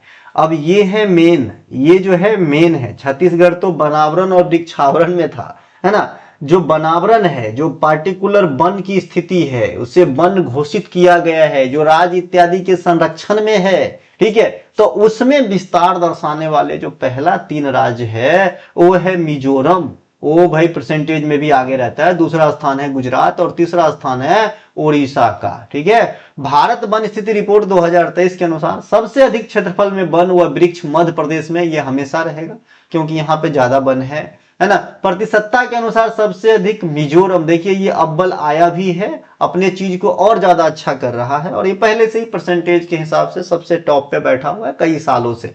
देश में सबसे अधिक प्रतिशत वनावरण लक्षद्वीप में है। अगर पूरे ओवरऑल देश में बात करें तो यूटी आता है जिनका नाम है लक्षद्वीप, यहाँ पे 91.3% जगह पे वन है। चूंकि है ये कितना बड़ा है ना, तो एक के दिन में पूरा लक्षद्वीप में वन रोपा जा सकता है। तो भाई फिर भी है ना, अगर डाटा पूछे तो ध्यान रखना है।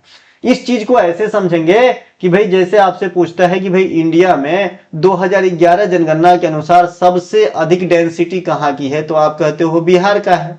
यूटी में कहे तो आप कहते हो दिल्ली का है है ना। लेकिन ओवरऑल पूरा इंडिया में कहे न यूटी लिखे न बीटी लिखे न स्टेट लिखे तो क्या आंसर मारोगे? दिल्ली आंसर मारना पड़ेगा। उस केस में बिहार करोगे तो दिक्कत हो जाएगा। उसी प्रकार से भाई मिजोरम में परसेंटेज के हिसाब से सबसे ज्यादा वन तो है, लेकिन ओवरऑल पूरे इंडिया में या यूटी में पूछे तो लक्षद्वीप आंसर करना है।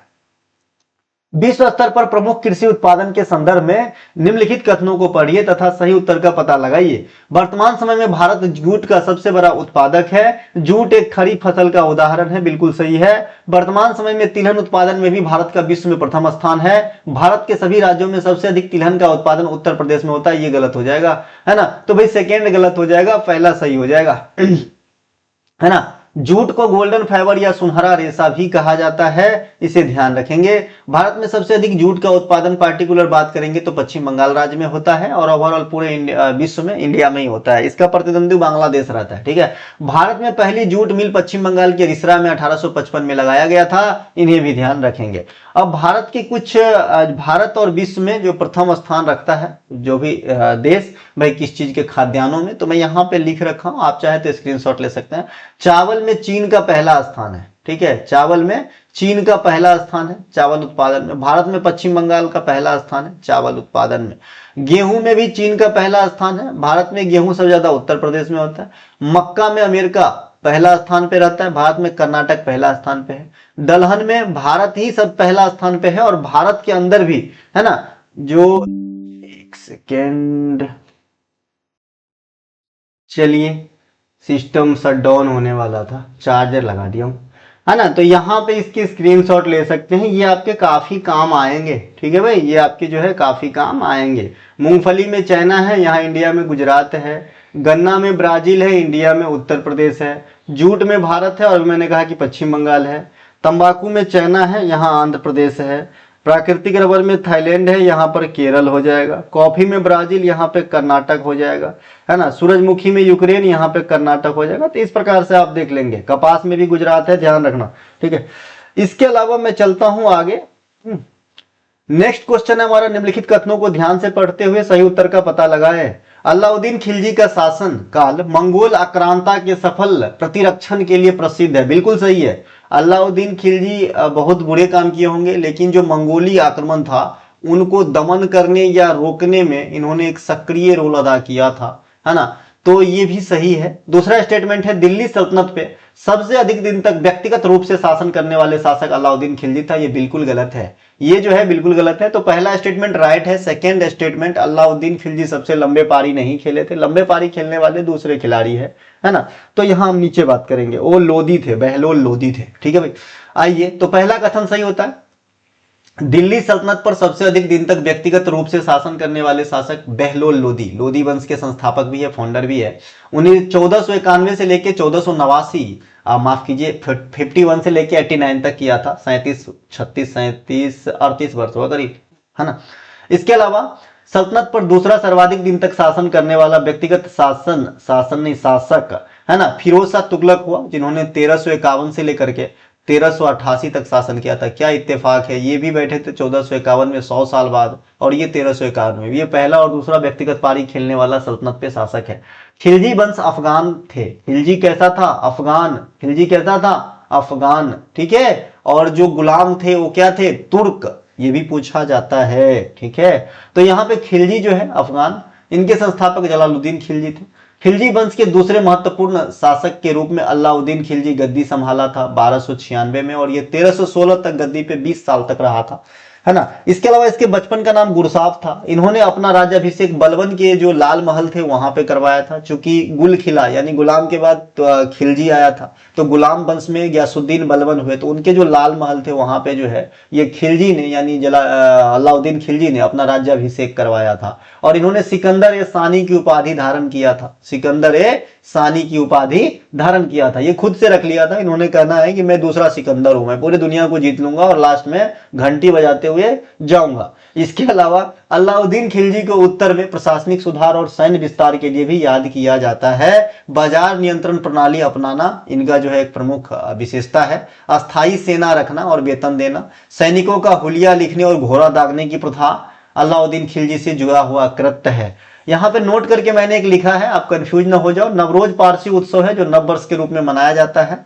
ना। सीजदा और पैबोस एक प्रथा था जिसमें पैर चूमना होता था। रक्त एवं लौह की नीति, है ना। दीवाने अर्ज जो सैन्य विभाग था। जिले इलाही की उपाधि, है ना, ये सभी के सभी जो गुलाम वंश के शासक हुए गयासुद्दीन बलबन, उनके नाम से जुड़ा हुआ है। अलाउद्दीन खिलजी ने दक्षिण भारत विजय के तहत सर्वप्रथम देवगिरी को जीता था, ये बहुत बार पूछा जाता है, VVI कर लेना। और उस समय वहां का शासक रामचंद्र देव था, ये भी पूछा जाता है। और दक्षिण विजय का जो श्रेय है ये मलिक कफूर को दिया जाता है, ये भी पूछा जाता है, तो ये जरूर याद रख लेना। इसके अलावा अलाउद्दीन खिलजी के काल में गुप्तचर विभाग के प्रमुख को बरीद ए मुमालिक कहा जाता था। गुप्तचर विभाग के जो प्रमुख होते थे उसे बरीद ए मुमालिक कहा जाता था, है ना। अलाउद्दीन के निर्माण कार्य में अलाई दरवाजा ये प्रमुख है, जो कुतुब मीनार जो आपका कुतुबुद्दीन ऐबक के द्वारा नींव रख के इल्तुतमिश द्वारा पूरा किया गया था। बाद में फिरोज शाह तुगलक भी उसके जो है अपर फ्लोर बनवाया था, 5वां और 4था, ठीक है। तो ये जो अलाई दरवाजा है ये कुतुब मीनार में है, इसका निर्माण खिलजी ने करवाया था, अलाउद्दीन। मंगोल मध्य एशिया का एक शक्तिशाली खाना बदोश समूह था, खाना बदोश घुमक्कड़ी, है ना, जिसने 13वीं शताब्दी में एशिया के अधिकांश हिस्से पे कब्जा कर लिया। भाई यहां भी करना चाह रहा था, लेकिन मंगोल ने अलाउद्दीन खिलजी को जो है ना, पूर्ण रूप से हरा नहीं पाया या फिर इनसे जो है जीत नहीं पाए, दोनों बात कह सकते हो। तो इनकी जो है प्रतिरक्षा कर लिया इन्होंने, खिलजी, और मंगोल का आक्रमण रोका। इनके अलावा दिल्ली सल्तनत की शुरुआत कुतुबुद्दीन ऐबक के द्वारा 1206 में हुआ था। देखिए गुलाम वंश से, गुलाम वंश को आप गुलाम वंश तो कहते ही हो, ये काफी प्रचलित नाम है, लेकिन इसे ममलूक और इलवारी वंश भी कहा जाता है। कुल 5 वंश ने शासन किया, सबसे अधिक दिन तक तुगलक वंश ने शासन किया और सबसे कम दिन तक खिलजी वंश ने शासन किया, तो ये याद रखना है। इसमें मैंने कोड बता दिया था, गुल खिला तुम सनम लो, ये क्रम है गुला यहाँ पे। अगला क्वेश्चन है, भारत के 53वां मुख्य न्यायाधीश के रूप में किसे नियुक्त किया गया है? तो जस्टिस सूर्यकांत साहब को यहाँ पे 53वें मुख्य न्यायाधीश के रूप में याद किया गया था। याद रखें 48 47 से आपको याद रखना है, क्योंकि इससे क्रम वाइज आपके क्वेश्चन पूछे जाएंगे, जो है वो तो याद रखना ही है। भारत के सुप्रीम कोर्ट प्रथम मुख्य न्यायाधीश जस्टिस हीरालाल जेकानिया थे। सुप्रीम कोर्ट में प्रथम महिला न्यायाधीश फातिमा बीबी, लेकिन ये CGI नहीं थी। जैसा कि मैंने इससे पहले ही एक चीज में कहा था कि भाई CGI आज तक कोई भी महिला नहीं बन पाई इंडिया में, है ना। इनके अलावा विगत कुछ वर्षों में सुप्रीम कोर्ट के मुख्य न्यायाधीश का क्रम यहाँ पे है। 48वें से मैं बताना स्टार्ट करता हूँ। 48वें नंबर पे है NV रमन्ना, 49वें नंबर पे है उदय UU ललित, है ना। इसके अलावा 50वें नंबर पे DY चंद्रचूड़ साहब, जो पिता और पुत्र दोनों CGI रहे। इसके अलावा 51वें नंबर पे संजीव खन्ना साहब, 52वें नंबर पे BR गवई साहब और 53वें नंबर पे सूर्यकांत साहब। वर्तमान समय तक 1 दिसंबर 2025 तक भारत के कुछ प्रमुख पदाधिकारी नीचे दिए गए हैं, एग्जाम के दृष्टिकोण से काफी इंपॉर्टेंट रहेगा। वर्तमान समय में भारत के उपराष्ट्रपति CP राधाकृष्णन साहब धनखड़ साहब के बाद बने हैं, ध्यान रखेंगे। क्रमांक पूछा जाता है तो 15वां है। वर्तमान में प्रधानमंत्री का भी क्रमांक 15वां ही चल रहा है। वर्तमान समय में भारत के महान्यायवादी R वेंकट रमनी है, एक्सटेंशन दिया गया है, 16वां है ये। इनके अलावा भारत के प्रथम महान्यायवादी कौन थे? MC सीतलवार, इन्हें ध्यान रखेंगे। इनके अलावा भारत के वर्तमान solicitor general of India Tushar Mehta है। प्रथम सोलिसिटर जनरल ऑफ इंडिया कौन थे इंडिया के? CK दफ्तरी। भारत के वर्तमान नियंत्रक एवं महालेखा परीक्षक कैग, है ना, ये संजय मूर्ति है, 15वां। गिरीश चंद्र मुर्मू का जगह लिए हैं। भारत के पहले नियंत्रक एवं महालेखा परीक्षक B नरहरि राव थे, इन्हें ध्यान रखना है। एक देखिए CGA होता है और एक CAG होता है, तो कैग और CGA दोनों में एक ही मत मिला देना, ये दोनों अलग अलग डिफरेंट चीज है। भारत के वर्तमान महानियंत्रक यानी CGA, है ना, ये है आपके TS कल्याणी, 29वें नंबर का। जो कैग है ये है 16वें नंबर का संजय मूर्ति। भारत के वर्तमान सभापति राज्यसभा CP राधाकृष्णन साहब। क्यों? क्योंकि उपराष्ट्रपति ही राज्यसभा के पदेन सभापति भी होते हैं। इसके अलावा उपसभापति राज्यसभा में हरिवंश साहब हैं। राज्यसभा में विपक्ष के नेता मल्लिकार्जुन खड़गे, जो कांग्रेस के प्रमुख हैं, तथा सत्ता पक्ष के नेता JP नड्डा BJP से हैं। इनके अलावा वर्तमान समय में लोकसभा का अध्यक्ष ओम बिरला साहब हैं।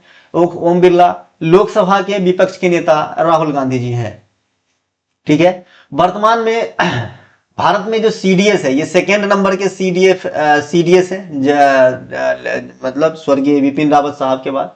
और ये हैं लेफ्टिनेंट जनरल अनिल चौहान साहब, ये भी उत्तराखंड से बिलोंग करते हैं। तथा महानिदेशक सैन्य अभियान DGMO एक पोस्ट है, लेफ्टिनेंट जनरल राजीव घई हैं, इन्हें भी ध्यान रखेंगे। वर्तमान समय में प्रधानमंत्री के प्रधान सचिव कौन है? प्रमोद कुमार मिश्रा तथा शक्तिकांत दास। देखिए प्रधानमंत्री के 2 मुख्य सचिव है, एक पहला एक दूसरा, फर्स्ट सेकेंड आप कह सकते हो। तो भाई ये जो है प्रमोद कुमार मिश्रा फर्स्ट है। शक्तिकांत दास जो भूतपूर्व आरबीआई गवर्नर रह चुके हैं, ये प्रधानमंत्री के सचिव बन गए हैं। ठीक है, प्रधानमंत्री के एक निजी सचिव है निधि तिवारी, इनका नाम है, ध्यान रखना। इनके अलावा वर्तमान समय में भारत के विदेश सचिव विक्रम मिश्री है। गृह सचिव गोविंद मोहन है। ये जो सचिव वाला है ना, ये कंफ्यूज कर देता है आपको, तो आप थोड़ा अच्छे से समय लेके लंबी सांस खींचो और सही से देखो, आंख खोल के और कान खोल के, है ना। विक्रम मिश्री विदेश सचिव है ना। गृह सचिव गोविंद मोहन है। वित्त सचिव अजय सेठ है। रक्षा सचिव राजेश कुमार सिंह है। राजस्व सचिव अरविंद श्रीवास्तव है। भाई सचिव के टर्म से कितने प्रकार के पदाधिकारी हैं तो मिक्स मत कर देना। नीति आयोग का अध्यक्ष उपाध्यक्ष प्राचीन काल से चलता आ रहा है, मतलब काफी पुराने हो गए अब तो, है ना। सुमन कुमार बेरी और बीवीआर सुब्रमण्यम नहीं बदले हैं, तो इन्हें भी लेकिन ध्यान रखना है। और अध्यक्ष प्रधानमंत्री होता है, आपको पता होगा। यूपीएससी के वर्तमान अध्यक्ष अजय कुमार जी हैं, इनको ध्यान रखना है। 23वें विधि आयोग के अध्यक्ष कौन है, तो दिनेश माहेश्वरी। एक सवाल पूछे क्या, यहाँ पे है लिखा हुआ। तो प्रथम विधि आयोग के अध्यक्ष कौन थे, आप लोगों से पूछूंगा क्योंकि मैं कई बार बता चुका हूं।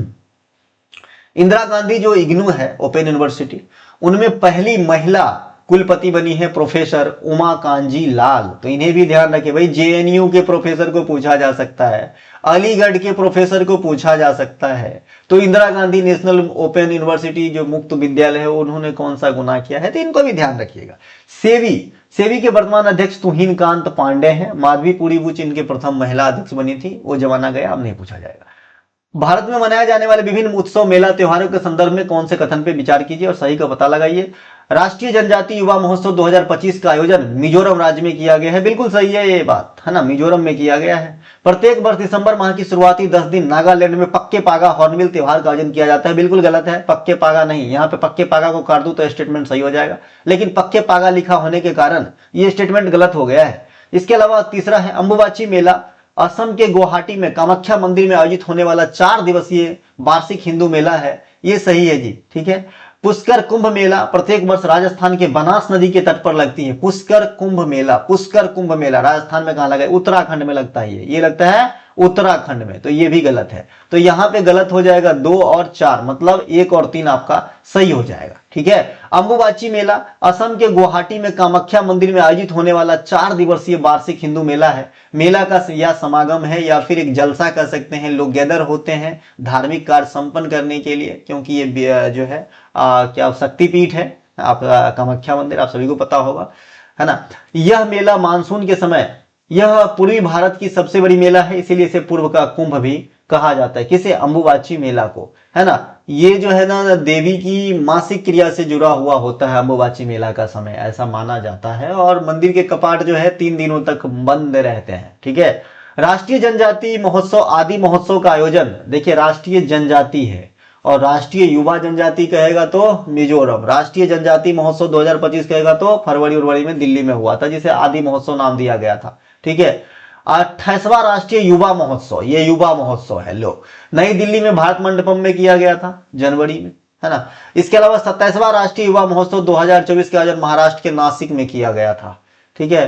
राष्ट्रीय जनजातीय युवा महोत्सव 2025 का आयोजन मिजोरम में किया गया था। यही सेम स्टेटमेंट भी था, सेम मैंने पॉइंट से बता दिया ताकि आप कंफ्यूज ना हो। युवा महोत्सव, है ना, जनजातीय युवा महोत्सव, आदि महोत्सव यानी आदिवासी महोत्सव, ये सब अलग अलग है। पक्के पागा हॉर्नबिल, ये जो पक्के पागा हॉर्नबिल है ये आपके नागालैंड में होता ही नहीं है। ये कहां पे होता है, अरुणाचल प्रदेश में होता है, पक्के टाइगर रिजर्व के पास, ठीक है। पक्के टाइगर रिजर्व या पकई टाइगर रिजर्व इसे कहते हैं, अरुणाचल प्रदेश में है। इसके अलावा नागालैंड में प्रत्येक वर्ष 2000 ईस्वी से हॉर्नबिल का त्योहार स्टार्ट हुआ है, जो 1 to 10 दिसंबर तक चलती है। डेट फिक्स है इसकी, है ना। तो यहाँ पे सिर्फ हॉर्नबिल, ना कि पक्के पागा हॉर्नबिल, है ना। और अरुणाचल प्रदेश में क्या होता है दोस्त, पक्के पागा हॉर्नबिल, ठीक है। यहाँ पे मैंने एक चीज रखा है, पहले मैं भी बहुत दिन तक इस फिराक में रहा कि भाई हॉर्नबिल इतनी पॉपुलर फेस्टिवल है नागालैंड का, तो मुझे लगता है वहां का जो है जो राष्ट्रीय पक्षी है वो हॉर्नबिल है। मैं करीब 1.5 साल तक जो है इस अंधकार में डूबा रहा था, लेकिन एक दिन एक बच्चे ने मेरी आंख खोल दी और तब से जब मैं जाना कि भाई हॉर्नबिल वहां का राष्ट्रीय पक्षी नहीं है। मैं कोई टीचर नहीं हूं तो मुझे कोई शर्म नहीं है कोई चीज सीखने में, मैं अपनी एक्सपीरियंस शेयर करता हूं आपको, है ना। तो भाई मैं उस दिन सीखा, वो बच्चे मेरे गुरु बन गए, है ना। होना भी चाहिए भाई, है ना। ऐसा थोड़ी है कि कोई टीचर है कोई पढ़ा रहा है तो एकदम जो है सर्वव्याप्त होंगे, सब कुछ जानते होंगे, ऐसा नहीं है, ठीक है। और एक्चुअली सब कुछ जानना इस कलयुग में संभव नहीं है, क्योंकि हो सकता है जो चीज आप जानते हो मैं ना जानता हूं। हॉर्नबिल, ग्रेट इंडियन हॉर्नबिल, ये केरल और अरुणाचल प्रदेश का राष्ट्रीय पक्षी है, नागालैंड का नहीं है। तो कोई बच्चा अगर मन में मेरे जैसे अनुमान लगा लिया हो तो दिक्कत हो जाएगी, ठीक है। पुष्कर कुंभ मेला 12 साल में एक बार उत्तराखंड के माना गांव में, ये माना गांव को ना भारत का पहला गांव भी कह सकते हो। तो पुष्कर कुंभ मेला 12 साल में एक बार उत्तराखंड के माना गांव में मनाया जाता है ना। डायरेक्ट पूछा जा सकता है भाई ये माना गांव कहाँ है, हो सकता है ये पुष्कर कुंभ मेला ना पूछे, डायरेक्ट पूछे कि भाई माना गांव कहाँ है, तो आप अपने गांव में खोजोगे ऐसा नहीं करना है। पुष्कर कुंभ मेला, अब देखिए कोई चीज पूछा जाता है तो रीजन होता है, माना गांव ही क्यों पूछा, मेरा गांव का नाम क्यों नहीं पूछा भगवानपुर, ठीक है भाई। तो माना गांव इसलिए पूछा क्योंकि भाई यहाँ पे कुछ बड़े चीज हुए थे, चर्चा में आए थे, है ना। तो पुष्कर कुंभ मेला वहां पे होता है उत्तराखंड में, अलकनंदा और सरस्वती के संगम पे। इसी प्रकार से थोड़ा सा वर्ड को टेढ़ा करते हुए पुष्करालु सरस्वती कुंभ मेला ये तेलंगाना में होता है ना। पुष्करालु सरस्वती कुंभ मेला ये तेलंगाना में होता है, तो ये दोनों ध्यान रखना। बाद बाकी कुंभ जो होती है वो तो आपको पता ही है कहाँ कहाँ होती है, 4 जगह। पुष्कर मेला का आयोजन राजस्थान के अजमेर में होता है। अब देखिए पुष्कर से बहुत चीज बताऊंगा, यहाँ पे मैंने पुष्करालु कुंभ मेला बताया, पुष्कर कुंभ मेला बताया, अब मैं पुष्कर मेला बताता हूँ सीधा, ठीक है, इसमें कुंभ शब्द नहीं है। पुष्कर मेला का आयोजन राजस्थान के अजमेर में होता है, जो वहां का सबसे बड़ा मवेशी मेला होता है, या फिर सबसे बड़ा मेला भी कह सकते हो। वैसे वर्ल्ड में सबसे बड़ी मवेशी मेला है बिहार के सोनपुर में। मैं अभी आ रहा था 28 तारीख को, है ना, तो सोनपुर होके ही हमारी ट्रेन आती है पवन महाराष्ट्र के लिए, तो सोनपुर में मेला लगा हुआ है वर्तमान समय में, जो नजदीक के वो देखे होंगे, है ना। तो ये दुनिया में सॉरी दुनिया नहीं, हाँ दुनिया में ही नहीं, हाँ दुनिया में भी कह सकते हो, सोनपुर मेला सबसे बड़ी मेला है, ठीक है, मवेशी के लिहाज से। इसे स्थानीय लोग कार्तिक मेला या ऊंट मेला भी कहते हैं। ये जो कार्तिक मेला या ऊंट मेला है ये इस्तेमाल कर सकते हैं आप पुष्कर मेला के लिए। और इसी पुष्कर मेला में लंबी मूंछ की प्रतियोगिता का आयोजन भी होता है, और यह मेला 9 दिनों तक चलती है, ठीक है। लंबी मूंछ की प्रतियोगिता, ऊंट वाले जो व्यापारी वगैरह होते हैं ना, वो मूंछ की प्रतियोगिता खेलते हैं, लंबे लंबे मूंछ रखते हैं। आपने करण अर्जुन पिक्चर भी देखा होगा। इसके अलावा भारत का एकमात्र प्रसिद्ध ब्रह्मा मंदिर राजस्थान के पुष्कर में ही है। ब्रह्मदेव का एकमात्र रजिस्टर्ड मंदिर जो है ये राजस्थान के पुष्कर में है, ठीक है भाई। इसके अलावा नोट करके एक चीज और लिखा है, तेलंगाना के कुछ अन्य त्योहार महोत्सव मेला, जैसे बोनालू, बोनालू में किन देवी देवता की पूजा होती है, तो काली माता की। बथुकम्मा में गौरी माता की। मेदराम यात्रा, है ना, ये क्या है, इंडिया का, इंडिया ही नहीं एशिया का सबसे बड़ा जनजातीय मेला है मेदराम यात्रा मेला। नगोबा यात्रा, ये तेलंगाना के लोगों का मेदराम यात्रा मेला के बाद नगोबा यात्रा सबसे बड़ा जो है आदिवासी जलसा है कह सकते हो, ठीक है। उगादी वहां का नव वर्ष होगा, ये उगादी जो है कर्नाटक में भी इसी नाम से नव वर्ष का त्योहार मनाया जाता है, ठीक है। इसके अलावा संयुक्त सैन्य अभ्यास, इस वीडियो का यह लास्ट प्रश्न है। अच्छा लग गया होगा तो लाइक करना, अपने दोस्तों को शेयर करना, जो आपके बहुत हार्ट के करीब है, आप चाहते हो कि सफल हो जाए तो उनको जरूर शेयर करें।